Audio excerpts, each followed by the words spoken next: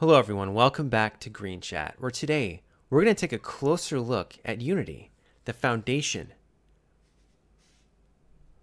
for which Pantheon has rested its mighty talons and its perch up there in a really good position. So in other words, you could say, today we're going to be taking a closer look at an upcoming MMO, Pantheon Rise of the Fallen. My name is Cleeze, and let's get started.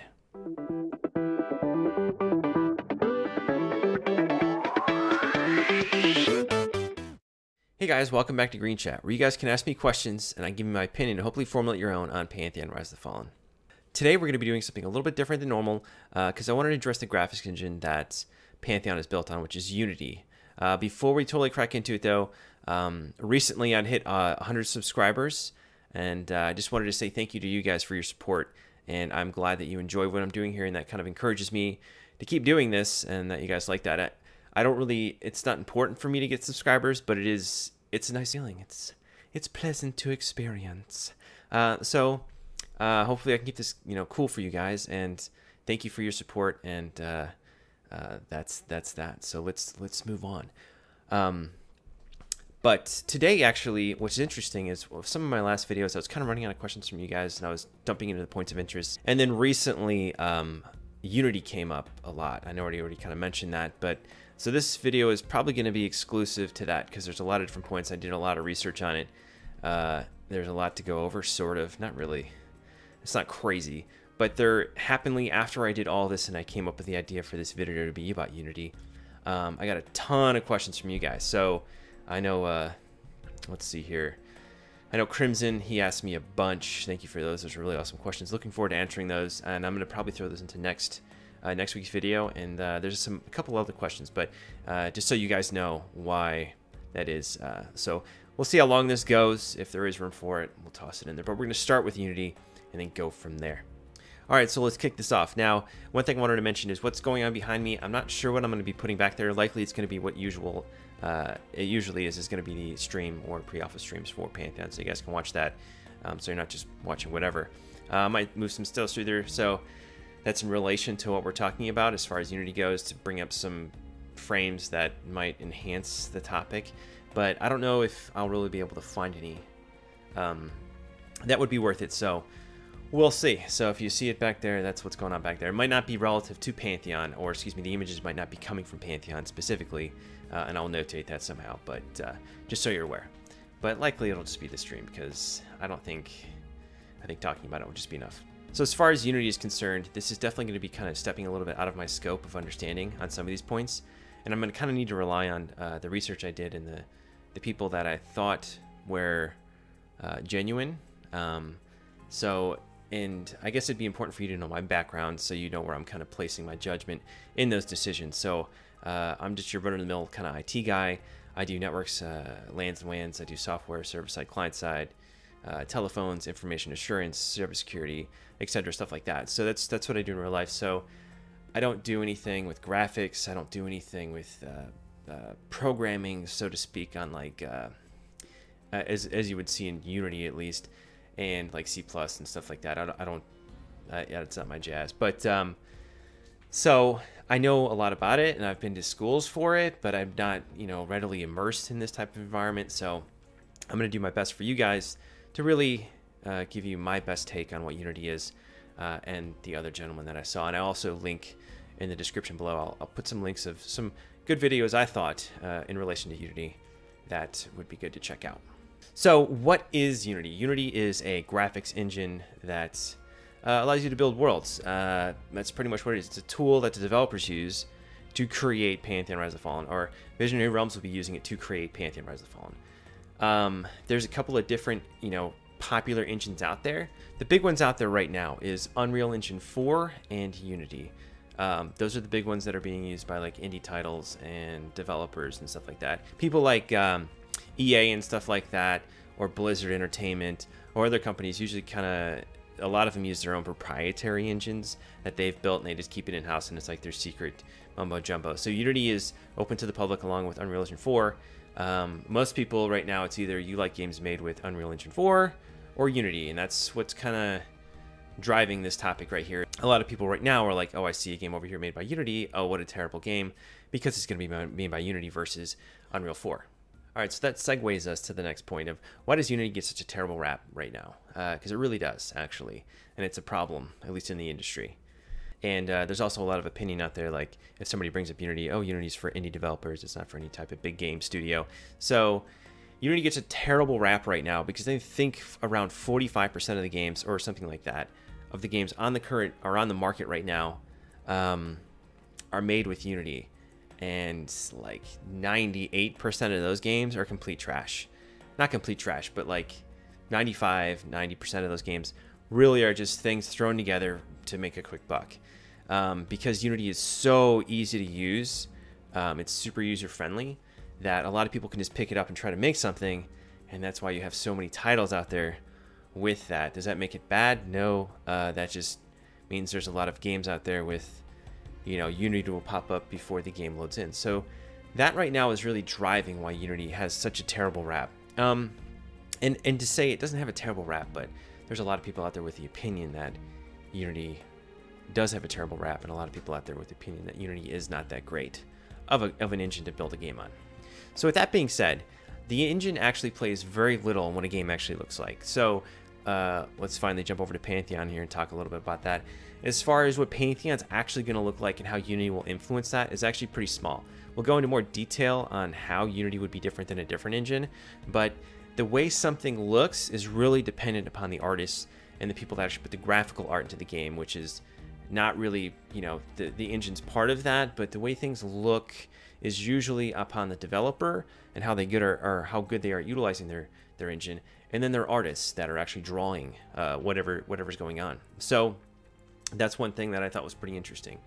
Another thing is it's also very important to pick an engine that your team's going to be familiar with or very easy to use. So any challenges you run into where you're trying to, you know, leverage your engine to solve issues, the easier it is to do that, or easier it is to solve those problems, would be better for you as a developer. Now, Unity is very easy to use. That's one key point. That's its real niche, one of its big hooks. Unreal is not nearly as easy to use, but it has more tools in its base, you know, package, which I think that's where a lot of people get upset. Where Unreal 4 is like a complete package, and then Unity is more of like you can buy, or excuse me, the base level is pretty much free. If your game is going to gross over X amount of dollars, then you have to pay, you know, a gratuity along those lines. But they have like a shop of add-ons in Unity where if you want something specific, you have to go out, and then other developers have made tools to allow you to, you know, you can download these tools for money and use that in Unity. And I think what I've seen so far, or what I've read about it, is that really allows you, it might be more annoying or more expensive in some regard if you use Unity than Unreal. But if you're using base Unity, you're not going to have the same tools that you will have in base Unreal Engine, which is the two parties or the two camps. So what's really cool about that, though, is the power of the store, which Brad's also mentioned about this, is there is like gajillions, not gajillions, there's a ton of stuff out there that pretty much any issue you run into that you don't have the expertise to solve, guaranteed somebody else there has solved it for you and created the tools to get over those hurdles. So if you run into a wall and then it's going to take, you know, you'd be like, oh man, it's going to take us a month to complete. You can go out, spend whatever, go grab these tools, and now you're going to get it done in a couple hours. Like it's that handy as far as Unity goes. Now, that example might be totally thrown out of proportion. That's where I really don't know exactly, but it sounds like that's kind of the power of Unity, which I think is really neat. So if you're willing to deal with that, it's kind of like buying a base and then getting certain add-ons, which specifically is good for you, then Unity is awesome. If you want the full package, then Unreal would be better. So that's something to think about. Not really, but I think in this case, it's actually really good for Visionary Realms in the sense that Unity is so easy to use. It's going to be easier to hire people. It's going to be easier for them to solve problems because they have a smaller studio. You know, it's going to allow them to make the game quicker, make the game better than they would otherwise be able to do from what it looks in most people's opinion. Okay, so as far as what I could find, this is really the, I know this is kind of a juddy video, but another thing I wanted to go into was the graphics of Unity and the competitor Unreal 4. So one of the major differences, or one of the major graphical downsides that I could find about Unity after doing a bunch of research, was the lighting, and then I think it's the textures on the grass. I'm not really sure what that means, but I guess Unity has a harder time leveraging GPU scaling for grass, which means you can't have as much grass further away from you. You can't have it. You could, but you'll run into lag issues. You'll basically, the grass, like kind of like, you know, when you have a bubble around your character, and as you run forward, things appear, start coming into view. So the more complicated grass, not to say just grass in general, really far away from you, you can't push it that far without it totally dragging on your system. The other thing would be where in Unreal I think you can have grass going much further, and it's going to be much more complex grass to a degree. But I mean, I've seen the videos they've been making with Pantheon, and the grass looks freaking amazing. It like moves as you run through it. So I think that would be one of those examples where they're making tools or using tools to take the base of what Unity has. That's because I think that's where people make these comparisons, which is completely unfair. So the base grass in Unity sucks, and then if they create the tool to create their cool grass that moves as you run through it, and then show it further, and you know, shadows and the little foliage and stuff like that, can make it that much better. So the grass, though, is the way the engine leverages it is not quite as good as some other engines, but you know, there's plus and minuses to everything you got. Another thing is the lighting is a little different, or doesn't look quite as good or as realistic, I guess. That's some complaints of developers that use these engines, is the lighting is difficult to deal with to make it look very realistic. I don't know. Now, I mean, also in the streams that we've seen, I think the lighting has been pretty cool. There's ways around it. I think it just takes more work. So from a development standpoint, using Unity, getting the lighting just right is more difficult. I mean, to us, the consumers, it doesn't matter, because I'm sure they're going to put the time into it. Definitely looks like they already are. And then also the rocks and edges. So anti-aliasing and stuff like that, that's making a... so computers can only draw in straight lines, but they can use techniques to round edges, and I think that's called anti-aliasing, I think. The anti-aliasing engines, or excuse me, the anti-aliasing systems in Unity is not quite as advanced as, let's say, other engines right now. So sharks, actually, yeah, sharks count too, but rocks are going to look a little more jagged versus, you know, having like smooth stones and stuff like that. You're going to have a more clean look, or a smooth look to your rocks in maybe other engines than Unity. But that's not to say they're not going to look great. It's just if you're going to try to create like a rounded surface, very smooth rounded stones, you're going to have a harder time with it in Unity than other engines. That would be that. So that's all the rule. That's which is kind of trivial. Those are all the negative things I could find about Unity in relative. And there was way more negative things I could find out about other engines. It's crazy. And these are from the positions of, like, you know, engineers and stuff like that that are actually building these worlds. So to kind of round all that stuff out, one of the best things that I thought was really going for Unity would be it's super optimized. That's what everybody said, that when you build a world out and then you jump into it on your computer, Unity is really good as far as optimization goes for systems. So there's a lot of support out there, and that allows you to run a more pretty looking game, or a more beautiful environment with better frames and stuff like that. It's just much more optimized and looks great. And that could be, you know, I would counter with that, you know, they went into issues with grass, rocks looking sharp, the lighting being an issue and stuff like that. That's probably, maybe those are the things that unoptimize other engines, and that's why Unity runs so great. So it's kind of give and take, and I think, in my opinion, you would want an optimized engine, optimized game when you're playing it, versus, you know, oh, I get 20 frames when I run through this little cavern here. This is stupid. So take that as you will. Unity is optimized for greatness. All right, now that all that mumbo jumbo is covered, why is Unity good for Visionary Realms? I think Unity is great for Visionary Realms after what I've gone through. Again, I'll leave, I think there was only like 2 sites that I thought were really actually good. One YouTube video, one site that goes into graphics engines and stuff like that. and I'll post it in the description below. But I did go, just so I went over like 40 different sites, watched over like 50 different YouTube videos of people going on about this, and all of it's like the same, just trash talking one or the other, and it kind of gets old. But those two were very good, and I think very objective and very informative. So I'll leave those details from you, so you at least know where I'm getting my info from. But Visionary Realms, Unity is awesome for Visionary Realms. Reasons being, just to list a few, Unity is cloud-based. What that means is, I'm pretty sure what that means is any projects you're working on, you can save in the cloud. Granted, they're going to probably want to keep it server-side to make it much quicker for them, or excuse me, client-side, probably at their server at their location. But what this means is, when we, the players, log in, I think the servers for Unity can run the instance of the game. So Brad was going on or mentioning that anyone in the world will be able to log in to Pantheon Rise of the Fallen, and they'll be logging into Unity servers. So you'll be able to easily play with somebody anywhere in the world in Pantheon Rise of the Fallen, which I think is really cool. Also, what that gives them as a studio is a very robust server type situation where their downtime is going to be very minimal, and you know, DDoSing and stuff like that, they're going to be able to deal with that much better because they're kind of offloading that to Unity, and Unity will have to deal with that. And Unity is very large. Unity is very, they got this stuff on lockdown. So I think that's pretty awesome. Another great thing for Visionary Realms is that Unity is very easy to use. This goes without saying. I mean, sometimes easier doesn't mean it's not as good just because it's easier, but it is very easy to use. It was created by some homie G's back in 2004. I think they made a game, some developers made a game with Unity.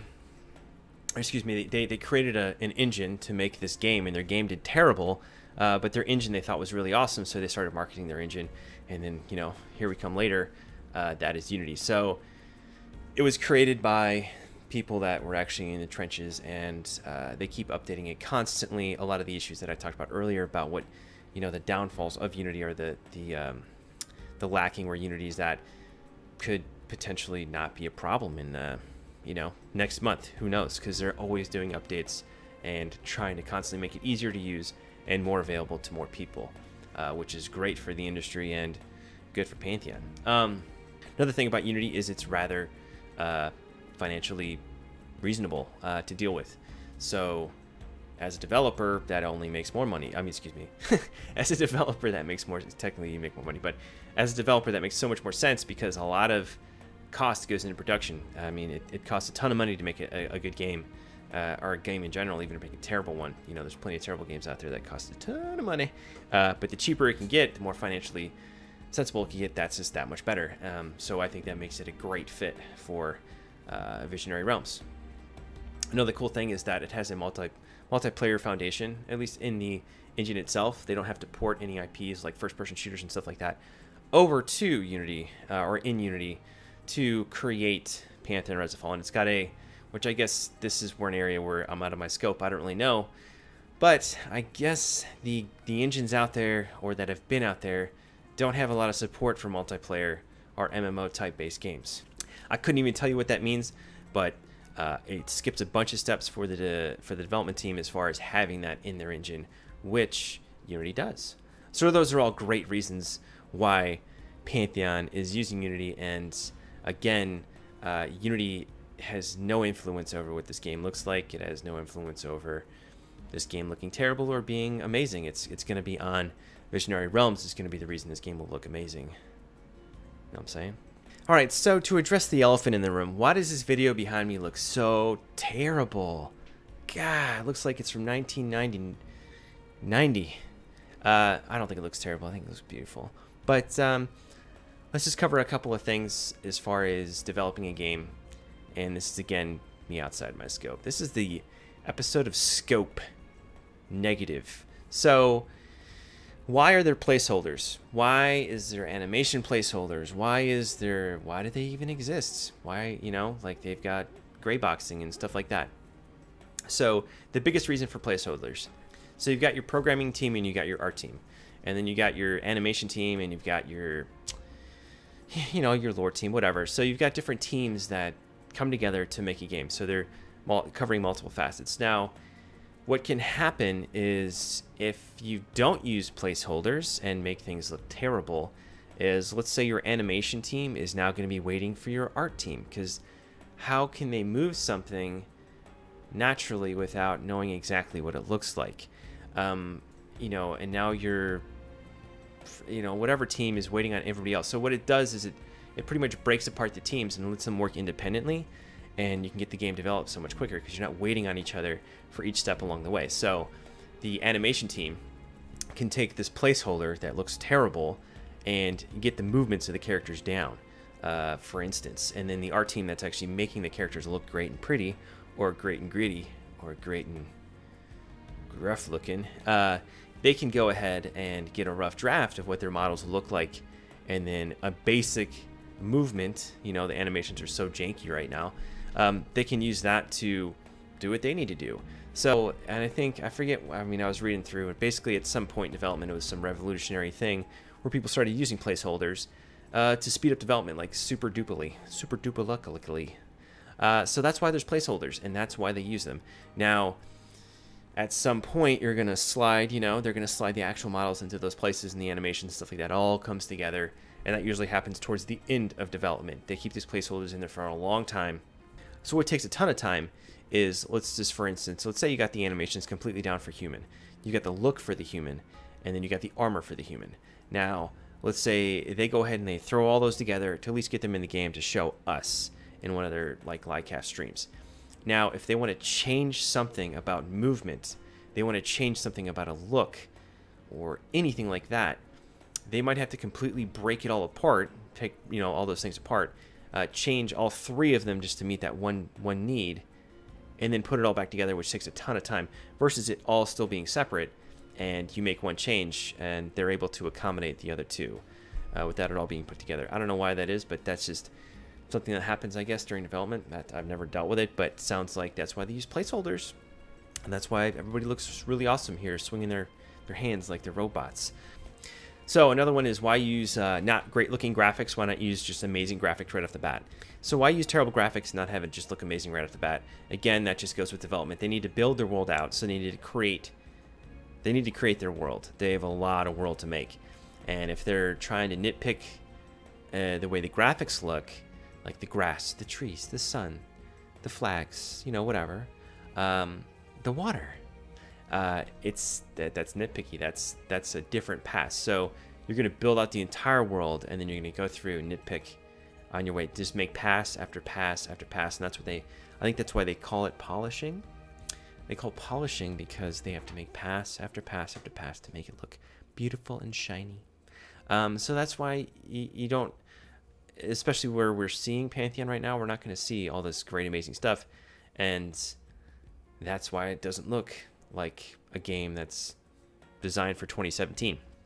And again, if you look at any game in development, in alpha especially, it should look probably pretty terrible. And I'd almost be, after reading all this stuff, and at least how game development goes, a lot of those games out there that look really great, really early in development, leads me to think more towards that game is just trying to make a quick buck or something, because especially with how it's been detailed that you make an awesome game and what's best for your studio to make an awesome game, it would make no sense to make a game look awesome right off the bat, especially with what's going on here. So that's why things look a little less than appealing at times. And finally, sorry, I don't know if this is, I hope this has been useful to you guys as far as Pantheon goes. I thought it was kind of cool, but we'll see. We'll see. Give me a thumbs down if you hate this stuff. Shut up about Unity, bro. So why should Pantheon even show us what they've made so far with the way they have placeholders out there and stuff like that? I think they wanted to show their customers a proof of concept. They wanted to show us, I think they believe that we're cool enough to look at what they're doing and know what it is, or know what it is for what it is that it's them conceptually putting together this concept of Pantheon Rise of the Fallen, building on it, looking for our support to make it a reality. And that's kind of almost like the carrot on the stick. They're showing you what they've got, what they've done all this hard work to do. A lot of them have volunteered their time just to make this, which is awesome. So I think that's why they show us what they do, to to have us involved in the process, which I think is very open and transparent and really awesome. And I have mentioned this many times before, but so I won't go too crazy into it. But that's why I even show us. And rock on Pantheon, man. I always say that, like, rock on Pantheon. So yeah, rock on. So that was the Unity. That was it. That's Unity, man. If you guys have any questions about that, definitely let me know. I probably won't be going over this again, just because I'll probably just reference back to this. Hopefully it was informative and you enjoyed it. We'll see what happens in the future. So I think this was pretty long. I'm not going to get any questions from you guys this week. It's going to be strictly Unity. But let's roll into that outro. Now, I thought I'd do a little something special for you guys because I hit 100 subscribers. I was thinking of putting something in this video that was kind of silly or something to be like, to note that this is 100 subscribers. So I'm going to do that right now. I'm going to do that right now with a little thing I like to call magic, because I thought I was going to be a tank in Pantheon. I think I'm going to switch over to a caster. So with that magic, let me just kind of blow the screen up real quick and we'll get to that magical point. Okay, ready? Ready? Okay, sorry, this is really difficult. Okay, sorry. I mean, I don't know why I'm so nervous about this. This is, I've been thinking about this for a little bit, and it's making me nervous. So, okay, here we go. That's right. It's gone. It's gone forever. No, I'm just kidding. So yeah, I've decided to end the lineage of that just for you guys. I know you were looking for that. You've been waiting for like months. Not really months. You've probably been like, dude, I love the stash. Anyways, say adios, da stash. Say goodbye to the stash. It's gone. All right, so with that, guys, with that exciting moment, I'm going to shrink back down, by the way. We're going to end that there. If you have any questions for me, please leave them in the comments down below. Again, I'm going to link a couple of details in the description below as far as like 2 of my sources I thought were really good for Unity and stuff like that in game development. Just little helpful ding-a-ling-a-boom, boom, boom. You know, nothing, no big deal. If you like what you saw, please like and subscribe to get any notifications for future uploads that I do. I'd like to thank you for watching, and I'll see you again really soon.